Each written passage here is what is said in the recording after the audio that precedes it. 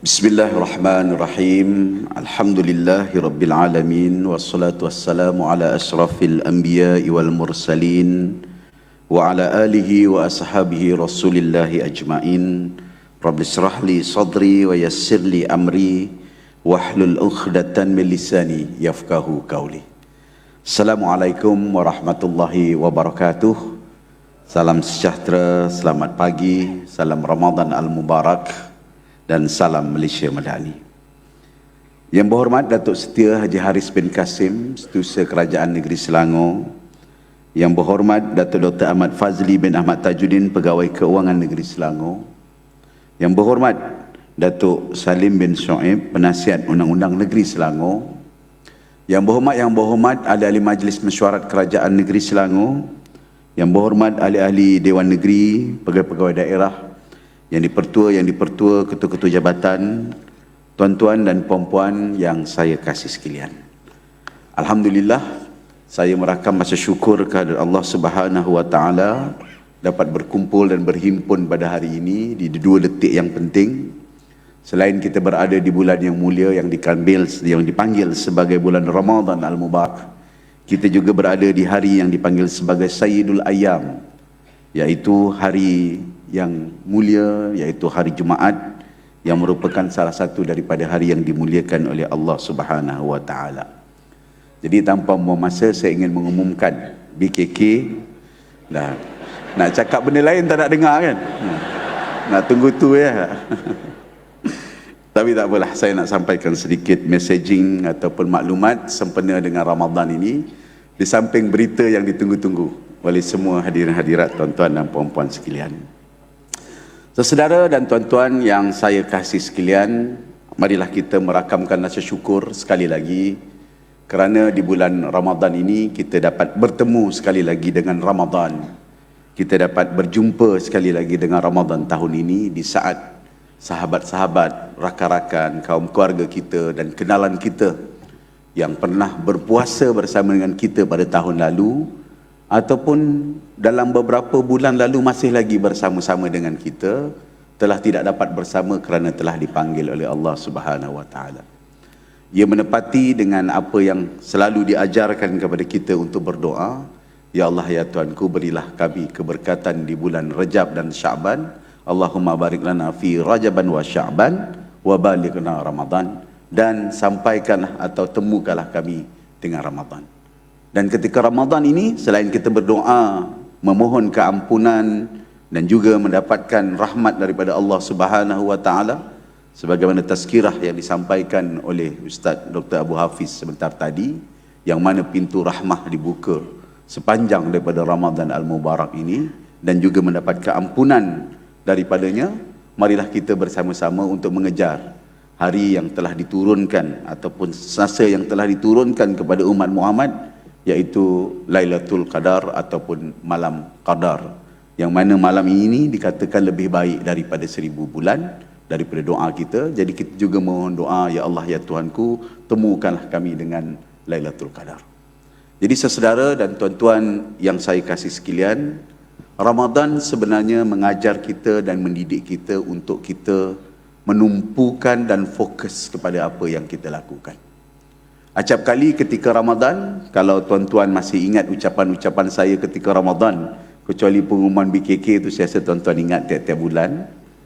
Tapi ketika Ramadan biasanya saya akan sebutkan satu hadis yang sangat mendidik kita bagaimana kita melakukan Ramadan ini. Man shama Ramadanan imanan wa ihtisaban, ghufira lahu ma taqaddama min zambi. Barang siapa yang berpuasa dengan penuh keimanan dan juga ihtisab, iaitu dengan penuh pengharapan dan juga penuh prihatin dan berhati-hati. Kataannya adalah ihtisab. Ihtisab ini kata akarnya adalah hisab. Hisab adalah ilmu kira-kira. Jadi orang yang berharap untuk mencapai Ramadan yang cemerlang atau puasa yang cemerlang itu, yang dosa-dosanya diampunkan, dosa-dosa sebelum ini diampunkan, haruslah berhati-hati. Berhati-hati dalam erti kata kita berupaya untuk melaksanakan amalan puasa dan rukun-rukunnya dan juga syarat-syaratnya, tetapi juga memastikan pahala ataupun ganjaran puasa itu tidak hilang. Tadi Dr. Abu Hafiz sebut, begitu ramai orang yang berpuasa hanya dapat lapar dan dahaga. Ya, jadi ingat lapar dan dahaga. Jadi bila lapar dan dahaga tu, yes, kita lapar, kita dahaga, kita dapat mengatasinya ataupun mengurangkan masalah, hilangkan lapar dan dahaga ketika berbuka puasa, tetapi ganjarannya hilang. Mulut masih tak dapat dikawal, mata tak dapat dikawal, dapat BKK tak wakaf. Sama juga. Mesej saya nak kena sampaikan. Jadi jadi di saat kita bersama-sama pada hari ini, dapatlah BKK, disumbanglah kepada mereka yang memerlukan. Jadi selain daripada itu kan kata dalam Al-Quran, Alif Lam Mim Dzalikal Kitabu La Raiba Fihi Hudal lil Muttaqin. Maknanya jadi petunjuk kepada orang yang beriman, orang muttaqin. Iaitu sebahagiannya apa? Yang menginfakkan ataupun yang membelanjakan sebahagian daripada harta kita untuk mereka yang memerlukan. Sebab itu apa yang saya nak sebutkan di sini adalah berkenaan dengan fokus. Kerana dewasa ini dan hari ini kita berdepan dengan distraction. Ini adalah musim, zaman, period kita mudah distract dalam kehidupan kita. Baik dalam beribadah, sampailah kita bekerja, sampailah kita menumpu kepada kehidupan seharian kita. Dengan kegawatan sosial media ataupun dengan evolusi media-media baru yang ada di depan kita, the age of distraction ini semakin hari semakin berat dan semakin parah. Dan kadang-kadang menghilangkan priority kita, menghilangkan keutamaan-keutamaan kita. Kalau saudara ingat beberapa literature yang kita translate, yang kita terjemahkan di bawah inisiatif buku Darul Ihsan beberapa tahun dulu, kita selalu sebutkan tentang maqasid syariah. Itu kan satu ingatan supaya kita mengenali dan memahami tujuan dan maksud, priority terhadap syariah. Itu juga mengajar kepada kita agar mengenali dan memahami tentang prioriti kehidupan. Malahan kalau kita lihat di dalam Islam, baik daripada aspek ketuhanan sampailah aspek ibadah, semuanya memang mengajak kita dan mengajar kita tentang agar memberikan fokus dalam kehidupan. Saya sebut tentang puasa tadi. Hadis tentang puasa, ihtisab, berhati-hati. Maknanya fokus, jangan sampai terlanggar batas. Baik batas daripada segi puasa secara fizikal, termakan, terminum, terlupa dan macam-macam yang lain, sampailah kepada yang menghilangkan ganjaran-ganjaran dan pahala ketika Ramadan Al-Mubarak.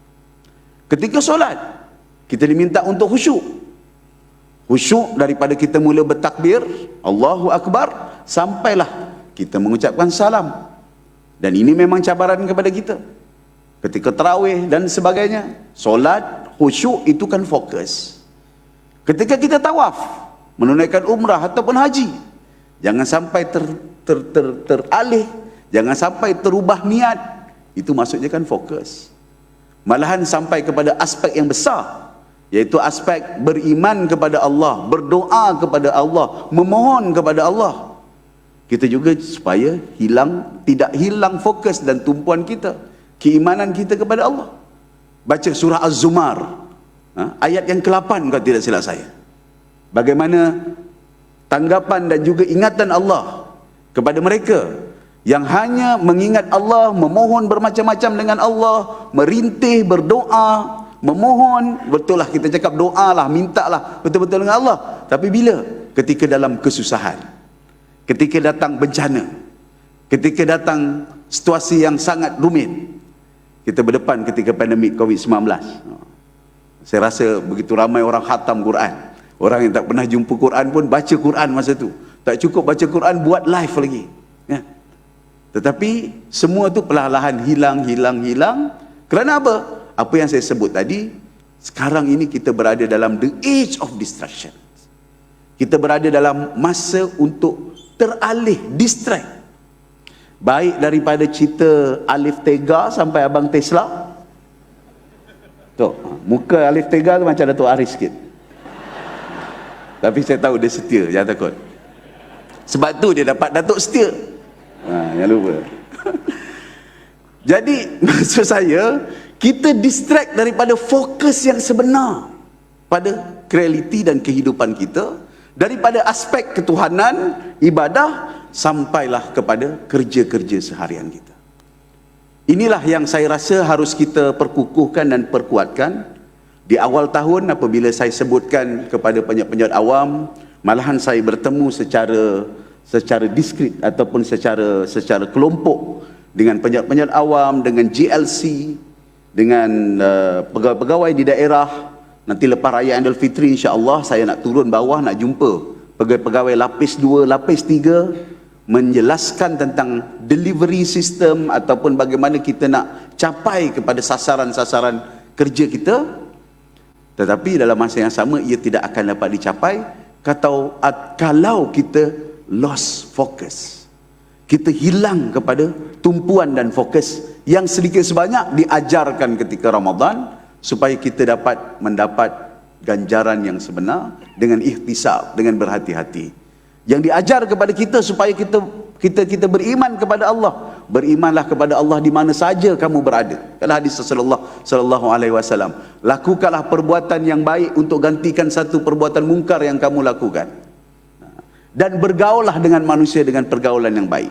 Ini diingatkan dengan saya oleh dalam beberapa bulan oleh beberapa rakan-rakan dan sahabat. Dan ini sebenarnya mengajar kepada kita bahawa fokus kita tidak boleh lari, dan kita dapat menetapkan di antara kebenaran dan juga kefasatan ataupun kejahatan, dan kita dapat menetapkan mana yang perlu kita lakukan dahulu dan mana yang kita nak kemudiankan berdasarkan daripada penilaian dan situasi semasa. Dan inilah yang sebenarnya terkandung apabila kita sebut tentang hari ini, iaitu hari Jumaat. Hari Jumaat, selain daripada kita solat Jumaat, dan kita juga digalakkan untuk bersedekah, khususnya sebelum Jumaat ataupun pada waktu subuh dan sebagainya, kita juga digalakkan untuk membaca surah Kahfi. Malahan sebahagian daripada hadis menyebutkan bacalah surah Kahfi. Ada orang kata 10 ayat pertama, 10 ayat terakhir. Dan apa yang terkandung dalam surah Kahfi itu, iaitu fokus kepada kelompok pemuda ini. Daripada gangguan kezaliman, daripada gangguan yang ada di sekitar, masuk ke dalam gua. Tetapi masuk di dalam gua tak terperangkap di dalam gua itu. Sebaliknya ingatan kepada Allah kekal. Dan mereka keluar kemudian masih ikut kekal. Maknanya tujuannya kepada fokus. Fokus kepada keimanan kepada Allah Subhanahu wa taala. Dalam karya-karya falsafah yang lain, sebagai contoh, kalau kita kaji tentang gua-gua ni, maklumlah selepas kalah bola ni kan selalu masuk gua kan. Banyak kan? Saya antaranya sebab Liverpool baru kalah dengan Manchester United baru ni. Kalau saya banyaklah orang tuduh saya masuk gua. Jadi masuk gua ni, kalau kita tengok karya Plato, cerita tentang Socrates yang berhujah dengan Glucon, tak silap saya. Beliau bersebut tentang bagaimana orang bila lama sangat dalam gua, dia dah hilang cahaya kebenaran dan ternampak bayang-bayang itu sebagai kebenaran. Sekali lagi, sebab apa? Sebab fokus. Fokusnya hilang, ataupun tujuannya hilang, hala tujunya hilang. Dalam Kahfi juga tentang gua, dan ia tersedar apabila Allah gelincirkan matahari, dan gelincir itu sampai ke mukanya dan mereka tersedar. Ini adalah tujuan dan juga gambaran-gambaran di dalam karya lama ataupun di dalam Al-Quran berkenaan dengan fokus dan tujuan supaya tidak hilang. Sebab itu, saudara dan tuan-tuan yang saya kasih sekalian, di dalam kerangka kita di dalam negeri Selangor, kita telah mempunyai rangka-rangkanya. Kita telah mempunyai pelan-pelannya. Kita bukan hanya mencatatkan pelan itu dengan memetik daripada udara dan langit dan bintang. Kita laksanakan perbincangan di pelbagai peringkat. Bila kita luncurkan, bila kita lancarkan rancangan Selangor pertama, berulang kali saya sebut, ia telah bermula dengan klasterisasi ekonomi yang telah saya lahirkan dan kemukakan ketika bila? Ketika retreat MMKN pertama tahun 2018, sebaik saya jadi Menteri Besar Negeri Selangor untuk persediaan tahun 2019. Dalam bajet 2019, saya kemukakan kluster-kluster ekonomi. Dan selepas itu, kita berdepan dengan pandemik, saya ada masa bersama rakan-rakan, kita wujudkan rancangan Selangor pertama. Dengan mengambil kira apa? Banyak polisi. Daripada dasar pengangkutan awam, dasar tentang smart state, blueprint, plan of action bagi aero angkasa, dan pelbagai lagi pelan-pelan yang kita telah rangka, dirangkumkan dalam rancangan Selangor pertama. So kita tidak boleh hilang fokus, kita tidak boleh hilang tumpuan. Kita sudah ada sedarai, kita sudah ada tujuan dan bagaimana nak capai. Kita kalau fokus, tumpu, insya-Allah kita boleh capai kepada cita-cita kita, kekal sebagai sebuah negeri yang menyumbang kepada ekonomi terbesar, tetapi juga mampu mengekalkan kelestarian, mampu mengekalkan kehidupan yang baik kepada rakyat, mampu menjadikan tempat payung yang sangat teduh kepada rakyat untuk tinggal bersama-sama. Jadi daripada perancangan yang besar, sampailah kepada cara kita melayan rakyat di kaunter hadapan, membalas messaging, maklumat yang datang kepada kita dengan mengambil kira segala kemungkinan. Resipi-resipi ini insya-Allah akan membawa kita kepada kejayaan-kejayaan dan juga hala tuju yang besar. Tapi dalam masa yang sama, bila saya sebut tentang the age of distraction, tentang gangguan-gangguan ataupun pelencongan-pelencongan fokus kita ini, bukan bererti kita tidak boleh address. Yes, sesuatu pelencongan itu kalau kita tak address, kita akan duduk tegak macam kayu dan besi di saat orang semua bergerak ke arah pelencongan-pelencongan yang menarik. Maksudnya kita kena tetap address, tetapi address tu jangan ikutlah terikut-ikut. Bila kita sebut tentang trend, bukan kita ikut trend itu, tapi guna trend itu untuk bawa kita kepada satu jalan, cara yang kita nak tetapkan, bawa kepada sasaran yang ingin kita tetapkan, bukan ikut trend, hanyut di dalam trend. Ini benda yang saya rasa kita perlu perhalusi, perkemaskan. Bila kita sebut ada sosial media, bukan hanya ikut FYP di dalam TikTok, bukan hanya create FYP dengan create orang lain, tetapi bagaimana FYP itu bantu kita untuk capai matlamat kita. Secara manusiawi, ya, nak capai, nak tunjukkan benda yang betul, nak tunjukkan benda yang bermanfaat. Secara jabatan, secara institusi, macam mana nak capai kepada hala tuju dan sasaran. Bagaimana nak terangkan supaya salah tanggap itu tak ada. Salah tanggap itu tidak betul. Banyak berlaku dulu sebelum ini, sebelum pilihan raya, macam-macam.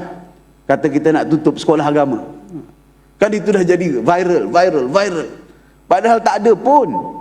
Kali terakhir notis dikeluarkan 2020, cerita keluar 2023. Tapi sebab FYP sambung. Ada cerita kononnya kalau ni satu kelompok menang, semua orang pakai skirt, dia jadi FYP. Tak bawa benda benar, tak bawa benda betul, yang akhirnya hilang ke arah pelencongan-pelencongan yang tidak betul. Tapi kita kena address atau tidak? Yes, kita kena address. Kita kena sampaikan ke tidak? Ya, kita kena sampaikan. Kalau tidak, kita tidak bersama dengan keresahan dan kebimbangan rakyat dan masyarakat. Sebab itu di negeri kita ini, bukan saja kita react, bukan saja kita bertindak dengan cepat, tetapi pertindakan cepat kita bukan ikut arus yang diciptakan oleh orang lain, tetapi kita mempunyai agenda, kita mempunyai misi, kita mempunyai fokus dalam pelbagai garisan dan dalam pelbagai urusan-urusan yang telah kita sasarkan. Dan ulang kali saya sebut, rancangan Selangor pertama, kita nak kena capai. Yes, kita kena capai tujuan besarnya, menyumbang kepada ekonomi. Kita kena cipta peluang pekerjaan, kita kena bina rumah yang selesa, kita kena jaga hutan dan pelihara kawasan persekitaran, kita create apa yang dinamakan ekonomi kitaran, kita create apa yang dikatakan ekonomi penjagaan.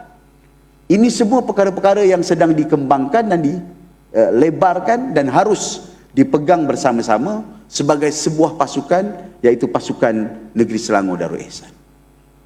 Saudara dan tuan-tuan yang saya kasih sekalian, ya, kadang-kadang benda yang melencong itu kadang-kadang bukan benda yang mudah. Baru-baru ini sebagai contoh, timbul isu yang saya rasa meresahkan ramai dan mewujudkan juga kebimbangan.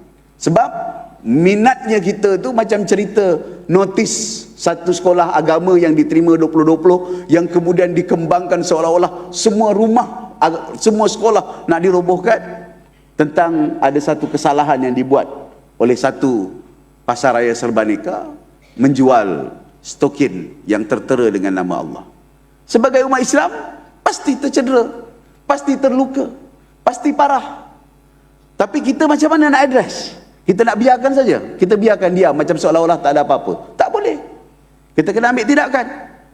Saya semalam bincang dengan Dr. Fahmi, insya-Allah Esko nanti kita akan buat pemeriksaan semua di premis-premis, pergiatkan tambahan di bawah bahagian sektor pengguna YB Datuk Rizam. Kita akan semak, insya-Allah kita akan kerja keras pastikan tidak ada unsur-unsur yang mencerca agama, termasuk nama Allah dalam stokin yang telah wujud di satu pasar raya Serbanika ada di negeri Selangor. Kita akan fokus untuk buat sebaik mungkin.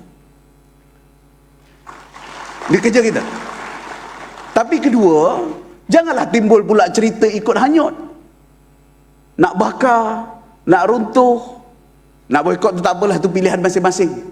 Tapi maksudnya, benda tu melukakan tak? Yes, melukakan. Benda tu mengecewakan tak? Ya, melukakan. Tapi kalau kita ikut trend, yang kita nak buat apa? Respon kita mengamuk. Respon kita nak menimbulkan rasa gundah gulana. Oh, seolah-olah semua pula.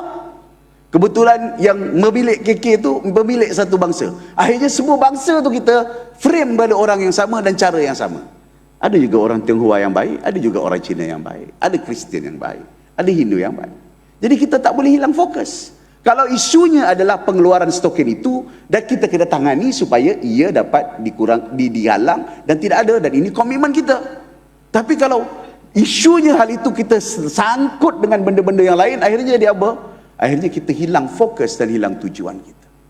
Sebab itu saudara dan tuan-tuan yang saya kasih sekalian, saya yakin dengan pasukan ini yang telah menunjukkan keupayaan kemampuan kita. Alhamdulillah, bukan benda yang mudah. Ketika pandemik COVID-19, ketika banjir 2021, kita ada contoh dan juga teladan yang baik. Alhamdulillah, kita boleh menangani, menguruskan, pulih balik ekonomi, baik on track. Kita cipta pelbagai solusi, cadangan, selangkah yang kita cipta pada ketika itu sekarang dah expand menjadi satu aplikasi yang boleh digunakan untuk kesihatan dan juga transaksi dan sebagainya. Cepat yang kita lancarkan, tidak ketinggalan. Masa tu kita buat plats kita buat untuk penjaja-penjaja, supaya penjaja boleh berniaga walaupun ketika pandemik. Alhamdulillah, sekarang plats daripada 300 kita mula, sekarang dah dekat 20,000, 30,000. Bukan hanya untuk penjaja tetapi juga untuk alat promosi kita kembangkan. Alhamdulillah, kita dapat tempuhi ketika sukar. Sekarang mungkin sedikit masanya, sedikit ringan dan sedikit selesa. Kebetulan federal dengan negeri sama, tetapi kadang-kadang keselesaan ini juga boleh menghanyutkan kita. Begitu ramai orang yang boleh lepasi saat sukar, tetapi ramai juga yang kecewa dan terkandas ketika dalam saat gembira. Itu bendanya. Seperti saya kembali kepada surah Az-Zumar ayat ke-8 tadi, ramai orang yang ingat Tuhan, berdoa dengan Tuhan, mengingat pada Allah, menyerahkan diri pada Allah ketika dalam bencana, ketika dalam keadaan sukar. Tapi ramai juga yang terlupa segala ayat-ayat yang disebutkan dalam doa tu ketika dalam keadaan mudah dan senang. Justru ayat saya, tujuan saya, satu saja mesej yang saya nak sampaikan pada hari ini, kita jangan hilang fokus. Tetapi dalam masa yang sama, kita kena tahu persekitaran. Kita kena ikut apa yang dikatakan trend, kita kena sedar apa yang dikata berlaku di akar umbi, apa sentimen di rakyat. Tugas kita adalah membetulkan kepada alignment. Alignmentnya apa? Kalau daripada konsep yang besar, saya sebut maqasid syariah. Kalau kita daripada konsep negeri, dasar negara, kita ada dasar ekonomi madani, kita ada NIMP, kita ada NITR. Dasar negeri, kita ada rancangan Selangor pertama. Yang insya-Allah kalau kita tak hilang fokus itu, di samping tak hilang kecaknaan kita atau kekal cakna dan prihatin dan fokus, kita boleh mencapai kepada cita-cita dan juga hasrat yang telah dibenarkan. Sekarang saya pergi kepada perkara yang ditunggu-tunggu. Nak hilangkan fokus sekejap. Saudara dan tuan-tuan yang saya kasihkan, alhamdulillah, berkat daripada kerja keras kita selama ini, kita bukan saja menempuh badai yang sukar, tapi berada dalam laut luas yang tenang sekarang. Laut luas yang tenang ini akibat daripada kestabilan yang dapat dicipta setelah keadaan yang tidak jelas ataupun yang kabur di saat beberapa tahun yang lalu. Saat-saat itu kita tak pasti Perdana Menteri bertukar besok ke ataupun bulan depan. Menteri ini mungkin tukar portfolio dalam tempoh 3 bulan. Kerajaan ini tumbang, kerajaan itu naik bangun sebelum pilihan raya. Kita dah lepas pilihan raya. Di saat negara-negara lain sekarang tengah sibuk pilihan raya, kita lepas pilihan raya. Lepas pilihan raya, semua pemimpin-pemimpin sebahagian besar yang cipta two-third majority dah decide, we stop all something that shaken the countries, ataupun yang menggugat instability in the country, yang tidak jelas ahli tuju negara. Jadi dalam saat tenang dan saat menempuh ini, kita juga telah menunjukkan data-data dan angka yang baik. Sehingga semalam saya lihat datanya, alhamdulillah kita dah capai lebih kurang 700 juta kutipan, 700 juta. Compare dengan tahun lepas sebenarnya kurang. Tahun lepas sebenarnya sampai bulan 3 lebih kurang 800 juta. Datuk PWN lebih kurang 800 juta. Tapi Datuk PWN terangkan keadaannya kenapa beza. Beza dia sebab di tahun lepas kita sekat sikit tahun 2022. Bukan sekat apa? Sekat orang nak bayar cek. Nanti dia bayar tahun depan, sebab dah banyak sangat tahun 2022. Tapi kita tahun ni, tahun lepas, orang nak bayar sampai bulan 12, bulan 11 pun kita teruskan bayar. Jadi maksudnya memang ada expansion, tapi awal ini masih lagi berada dalam track yang betul, dan insya-Allah saya yakin kita boleh capai kepada sasaran kita 2.2 bilion sebagaimana yang ada dalam belanjawan ataupun dalam sasaran fiskal perancangan kita. Kedua, saya juga monitor, bukan hanya kutipan, tetapi juga kita kena monitor penggunaan. Tidak tahu PWN sebut belanja mengurus kita dah digunakan berapa, belanja pembangunan kita dah guna berapa. Tak guna kalau kita hanya gembira kita kutip yang besar, tetapi bagaimana pelaksanaan itu terganggu, tersekat, dan akhirnya kita tak berbelanja dengan sebaiknya, dan akhirnya rakyat juga yang akan kembali merintih dan menimbulkan isu-isu yang besar. Setakat ini, alhamdulillah, saya gembira. Banyak lagi pintu untuk kita perkukuhkan. Yes, daripada pentadbiran kerajaan negeri esko-esko sampailah kepada kita semua. Dan untuk itu saya nak maklumkan, banyak panjang sangat, haus pun dah haus, tapi belum puasa. Saya nak umumkan tentang apa yang kita laksanakan tiap-tiap tahun, iaitu yang dipanggil sebagai insentif khas Aidilfitri kita Selangor 2024 ataupun BKK. Dan BKK itu kita ada beberapa kategori. Bagi kategori pertama, iaitu khusus untuk penjawat-penjawat awam di bawah pentadbiran Setiausaha Kerajaan Negeri Selangor, penjawat-penjawat awam persekutuan lantikan tetap yang berkhidmat dengan jabatan di bawah pentadbiran Setiausaha Kerajaan Negeri Selangor. So pengarah JPS, pengarah JKR jangan bimbang, semua ada dalam senarai ini. Kumpulan ini akan menerima BKK selama sebulan gaji ataupun minimum RM1,000. Bunyi seperti kurang gembira, tapi saya nak maklumkan, awal bulan Februari sesedara dah dapat setengah bulan gaji. Saya nak maklumkan tu. Dan kemudian federal dah umumkan 2,000. Maknanya dalam tempoh 2 bulan, setengah bulan, campur sebulan, campur 2,000. Jadi insya-Allah saya rasa lebih daripada cukup, dan Selangor tambah lagi sebulan. Banding dengan negeri-negeri lain, saya rasa cukuplah. Bukan cukup, saya rasa mampu untuk mengisi keperluan-keperluan dan juga ruangan semasa. Untuk kumpulan kedua yang dipanggil sebagai pemimpin masyarakat, iaitu pengerusi Majlis Pengurusan Komuniti MPKK ataupun sekarang JPKK dipanggil, pegawai perhubungan kampung, kampung baru, bagan tersusun dan ketua komuniti India, setiausaha MPKK, penyelia wanita berdaya dan juga penggerak belia Selangor PEBS juga akan menerima lebih kurang yang dinamakan sebagai 1 bulan allowance yang telah diperuntukkan di dalam peruntukan masing-masing. Kumpulan ketiga, yang ini merupakan lantikan-lantikan yang tidak secara langsung oleh negeri, tapi negeri rasakan mereka menyumbang begitu banyak kepada pentadbiran dan pengurusan kerajaan negeri selama ini.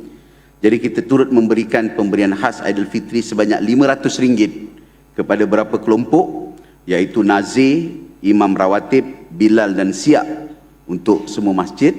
Dan baru tadi saya bincang dengan Datuk PWN dan juga Datuk SS, dan kita telah juga membuat keputusan pemberian khas 500 ini juga kita masukkan kepada guru-guru rakyat yang bekerja di bawah kelolaan Jabatan Agama Islam Negeri Selangor. Kesemua pengumuman-pengumuman ini akan sampai di akaun anda pada hari raya yang ke-20. Tak adalah. Itu dah nak sambut raya haji dah. Kesemuanya akan masuk ke akaun anda semua, insya-Allah, kalau tidak ada gangguan apa-apa, sebab sebahagiannya telah kita uruskan pada 8 hari bulan April, iaitu kira-kira 2 atau 3 hari menjerang Aidilfitri. Jadi saya harap boleh dimanfaatkan dengan sebaik mungkin, dan insya-Allah kita dah masuk 10 hari yang kedua. Ada satu hadis yang dikatakan juga hadis ni hadis yang agak lemah ataupun daif, yang menyebutkan 10 hari kedua ni adalah maghfirah ataupun keampunan. Tetapi di saat itu juga saya percaya ia tidak hilangkan fokus kita kepada Ramadan. Sebaliknya kita hanya tumpu hari raya Aidilfitri, berian bonus ini, dan juga yang paling penting, ini adalah sebagai tanda penghargaan kita, tanda rasa kebersamaan kita bersama rakan-rakan dan sahabat-sahabat yang lain, dan juga tanda kita untuk kembali bekerja sebagai satu pasukan, sebagai satu tim yang kuat, yang padu, yang intact, termasuk untuk melaksanakan program-program yang di bawah kelolaan Kerajaan Persekutuan. Sebagai contoh, kita di negeri Selangor alhamdulillah catatkan jumlah pendaftaran padu yang tertinggi, tetapi persentage masih lagi rendah. Padu tinggilah, memang paling tinggilah compare negeri lain, tapi tengok persentage masih lagi rendah. Saya ditegur, disebut oleh Menteri Ekonomi. Jadi marilah kita juga nanti ada beberapa rangka-rangka strategi, gunakan kesempatan raya Aidilfitri jamuan terbuka buka puasa untuk daftarkan padu lebih ramai, kerana kita sedang sasarkan subsidi. Sasaran subsidi ini penting untuk sustainability keuangan dan sampai kepada sasaran yang patut kita tumpukan dan tujuan. Jadi sekali lagi saya ucap terima kasih. Maafkan saya terlupa satu perkara. Di saat kita umum bonus apa semua, sebenarnya dalam keluarga kita ada yang kehilangan. Semalam baru kita kehilangan seorang adun yang sangat komited, iaitu mendiang Wabi Lee Ki Hiong, iaitu ahli Dewan Negeri kawasan KKB, setelah bertarung selama beberapa bulan dengan kanser ataupun barah. Jadi kalau tanda penghormatan kita, ni ajaran kita hormat kepada jenazah, jadi boleh kita silent for 1 minute sekejap kepada mengingati Puan Lee Ki Hiong yang meninggal semalam atas sumbangan beliau kepada negeri Selangor. Jadi kita silent bagi yang lain dengan kaedah masing-masing for 1 minute.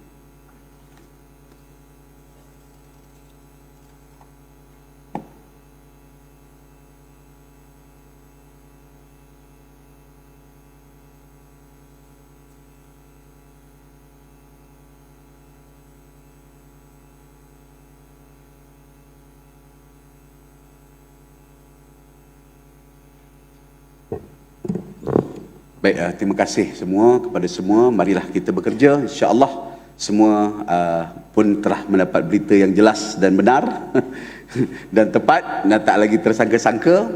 InsyaAllah kalau pencapaian kita baik, ada satu lagi window untuk BKK ini, iaitu hujung tahun.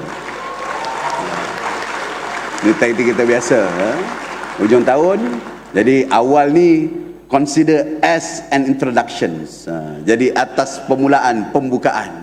Jadi kalau buka pun dah baik, tutup pun kena baik. Jadi kalau tutup baik, insya-Allah saya memang bercita-cita. Sebenarnya kita pernah bagi 3 bulan, kita pernah bagi 3 bulan keseluruhan. Kita boleh capai, tapi kita kena tengok pencapaian, kita tengok prestasi, dan juga saya cuba nak implement balik selepas ni macam mana mengikut prestasi dan sebagainya. Tapi kita boleh capai pada hujung tahun nanti, kalau boleh sampai 3 bulan lah. Saya dah tengok PWN urut dada beberapa kali. Jadi kalau PWN nampak senyum tu maknanya makbul lah, makbul. Jadi tak apalah. Jadi selamat berpuasa, tumpu ibadah khususnya di hari-hari terakhir, banyakkan Al-Quran, banyakkan baca Al-Quran, berbuatlah baik. Semoga madrasah Ramadan ini bawa kita keluar dan menumpu menjadi manusia dan insan yang fokus, yang capai tujuan dan harapan kita bersama. Billahi taufiq wal hidayah. Assalamualaikum warahmatullahi wabarakatuh.